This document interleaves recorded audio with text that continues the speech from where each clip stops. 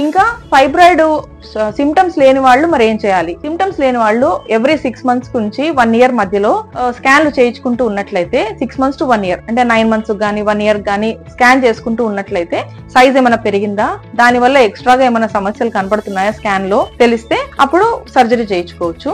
లేదు దాని వల్ల కొత్తగా సమస్యలు ఏర్పడితే అంటే బ్లీడింగ్ ప్రాబ్లం అట్లా ఏదైనా స్టార్ట్ అయితే సర్జరీ చేయించుకోవచ్చు. అయితే ఫైబ్రాయిడ్ క్యాన్సర్ కి తిరిగే ఛాన్సెస్ చాలా మంది ఫైబ్రాయిడ్ ఎటువంటి సమస్య లేకపోయినా అది క్యాన్సర్ అవుతుందేమో అనే టెన్షన్ తో చేయించుకోవాలనుకుంటారు. కానీ ఫైబ్రాయిడ్ గడ్డ క్యాన్సర్ కి తిరిగే రిస్క్ లెస్ దెన్ 0.1% అంటే 1 in 1000 ఫైబ్రాయిడ్ లో ఒక ఫైబ్రాయిడ్ క్యాన్సర్ కి తిరగచ్చు. అంతే కానీ ఫ్రీక్వెంట్ గా ఫైబ్రాయిడ్ కి క్యాన్సర్ రిస్క్ అసలు లేదు. కాబట్టి టెన్షన్ అనేది అసలు లేకుండా ఫైబ్రాయిడ్ ఉన్నా కూడా మానిటరింగ్ అంటే రిపీటెడ్ గా చూసుకోవడం వల్ల దాని నుండి సర్జరీ లేకుండా ప్రాబ్లం రాకుండా కూడా చూసుకోవచ్చు. అండ్ ఫైబ్రాయిడ్ దానంతకదే పీరియడ్స్ ఆగిపోయిన తర్వాత అంటే మెనోపాజ్ స్టేజ్ వచ్చాక ఫైబ్రాయిడ్ సైజ్ ఖచ్చితంగా స్ట్రింక్ అయిపోతుంది. దానివల్ల సింటమ్స్ కూడా ఉండవు. అండ్ ఇంకా ఫైబ్రాయిడ్ ఉన్నట్లయితే ఇన్ఫర్టిలిటీ వాళ్ళకి అంటే పిల్లలు లేని వాళ్ళకి ఫైబ్రాయిడ్ ఉన్నట్లయితే దాని పొజిషన్ బట్టి దాని సైజ్ ని బట్టి ఆపరేషన్ చేయాల్సిన అవసరం ఉంటుంది సింటమ్స్ లేకపోయినా. సో ఫర్టిలిటీ కోసం ప్రెగ్నెన్సీ కోసం చూసే వాళ్ళు ఒక్కొక్కసారి సింటమ్స్ లేనప్పటికీ ఫైబ్రాయిడ్ తీయించుకోవాల్సిన అవసరం ఉంది. Thank you.